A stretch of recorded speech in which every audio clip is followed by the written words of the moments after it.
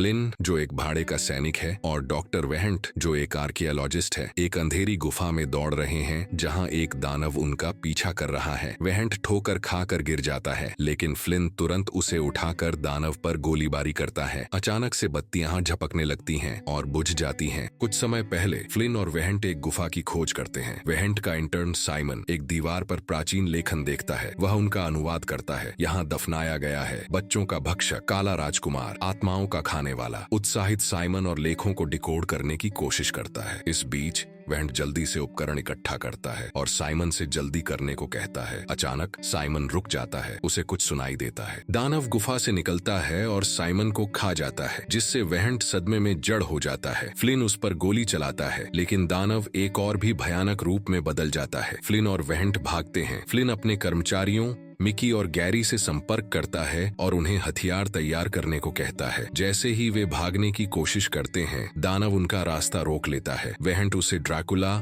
The impeller के रूप में पहचानता है। फ्लिन की गोलियां दानव पर कोई असर नहीं डालती और ड्रैकुला उसे पकड़ लेता है। फ्लिन अपनी छुरी का उपयोग करता है लेकिन वह दानव की मांसपेशियों को काटने में असफल रहता है। ड्रैकुला उसे कहता है कि वह उसका धड़कता हुआ दिल खा जाएगा। जैसे ही वह हमला करने के लिए तैयार होता है एक बिल्ली सामने आती है और ड्रैकुला डर से पीछे हट जाता है। वेहंट समझाता है कि ड्रैकुला बिल्ली से डरता है क्योंकि बिल्ली खाने से ड्रैकुला का मांस जलता है। स्थानीय लोग पहले ड्रैकुला को सैकड़ों बिल्लियों का उपयोग करके तंग करते थे। फ्लिन बिल्ली को पकड़ता है और डर से ड्रैकुला अंधेरे में भाग जाता है। फ्लिन और वेहंट मिकी और गैरी से एक कक्ष में मिलते हैं और जल्दी से दरवाजा बंद कर लेते हैं। अंदर उन्हें एक और बिल्ली मिलती है। वे ड्रैकुला के साथ अपनी मुठभेड़ का वर्णन करते हैं लेकिन मिकी और गैरी उनका विश्वास नहीं करते। गैरी तब उनके साथ लाए गए भारी मात्रा में गोला बारूद का उल्लेख करती है लेकिन वेहंट गंभीरता से बताता है कि यह दानव को हराने के लिए पर्याप्त नहीं होगा। ड्रैकुला जो अकेले पूरी सेनाओं को पराजित करने में सक्षम है प्रवेश द्वार के दरवाजे को निरंतर तोड़ने की कोशिश करता है। बिल्लियों को न पाकर समूह उसे रोकने के लिए तैयार हो जाता है और दरवाजे की ओर अपने हथियार तानकर खड़ा होता है। वेहंट जल्दी से नक्शे का अध्ययन करता है और एक छिपा हुआ मार्ग ढूंढता है। इस बीच गैरी दरवाजे पर C4 लगाती है। जैसे ही ड्रैकुला दरवाजे को तोड़ने के करीब आता है समूह उसे सिर्फ इतना खोलता है कि वे उस पर गोली चला सके। वे उसे पीछे धकेलने में सफल होते हैं और फिर दरवाजा बंद कर लेते हैं। आखिरकार ड्रैकुला दरवाजे को तोड़ देता है लेकिन जब वह उन्हें नहीं पाता तो उसकी नजर